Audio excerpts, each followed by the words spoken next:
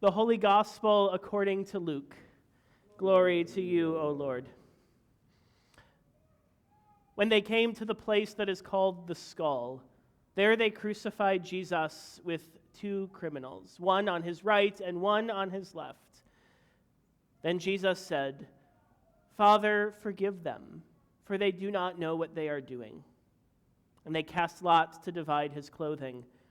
And the people stood by watching, but the leaders scoffed at him, saying, "He saved others. Let him save himself if he is the Messiah of God, his chosen one." The soldiers also mocked him, coming up and offering him sour wine and saying, "If you are the king of the Jews, save yourself." There was also an inscription over him, "This is the King of the Jews." One of the criminals who were hanged there kept deriding him and saying, "Are you not the Messiah? Save yourself and us." But the other rebuked him, saying, "Do you not fear God, since you are under the same sentence of condemnation? And we indeed have been condemned justly, for we are getting what we deserve for our deeds, but this man has done nothing wrong." Then he said, "Jesus, remember me when you come into your kingdom." He replied, "Truly I tell you, today you will be with me in paradise." The gospel of the Lord. Praise to you, O Christ.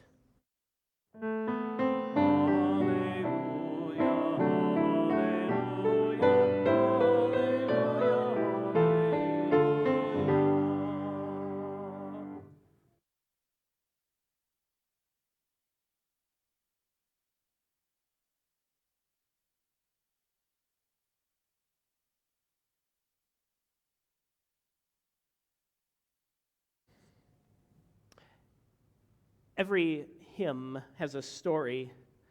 Paul Westermeyer tells the story of one of my favorite hymns, "Holy God, Holy and Glorious," in his hymnal companion to evangelical Lutheran worship, the red hymnal in our pews that we sing from every week. As Westermeyer's commentary quotes, in her own words, Lutheran pastor and hymn writer Susan Briel composed this hymn text as a gift for her friend and fellow pastor Paul Nelson, just weeks before he died. As he grew mysteriously weaker and weaker, she said, in the course of a lengthy illness. Briel's stunning and moving hymn text is full of subversions and paradox. God's eternal glory becomes frail flesh in the person of Jesus. Strength is revealed in weakness. Beauty is revealed in a likeness despised by humans. Wisdom is revealed in foolishness by the world's standards. And life is ultimately revealed in death. It's also a particularly appropriate hymn for Christ the King Sunday, and perhaps especially so for this Christ the King Sunday, as we hear Luke's story of the crucifixion. Today, Christ is a king who reigns not from a throne, but from the cross. Christ's kingship is nothing like anything we'd ever expect from a king. It is not regal or majestic or conquering. It is bloodied and mocked, and by all appearances, defeated. Christ the King bends to us in weakness, in the words of Briel's hymn. You are despised, rejected. You chose the way of folly, God the crucified. Our story also reminds us that Jesus wasn't the only one crucified that day. Every person has a story. Unfortunately, Luke doesn't tell us the stories of the two criminals crucified alongside Jesus, which leaves us with more questions than answers. What are their stories? What crimes did they commit? What happened in their lives that led to this moment? Now, we know that Rome crucified its enemies for one basic reason and one basic reason only: insurrection. But we also know it's more complicated than that, because Rome could feasibly make a case for insurrection out of just about anything they disagreed with or perceived as a threat. So we can speculate about their backstories, but ultimately we just don't know.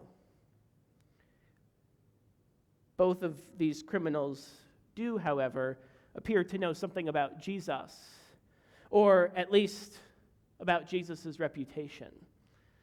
And remarkably, one of these two criminals assumes a posture of humility and repentance. In his dying breath, Jesus, remember me when you come into your kingdom.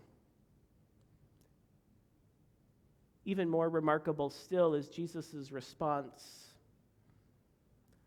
Whatever this man's story, whatever he has done, and whatever has led to this moment, his story is not over.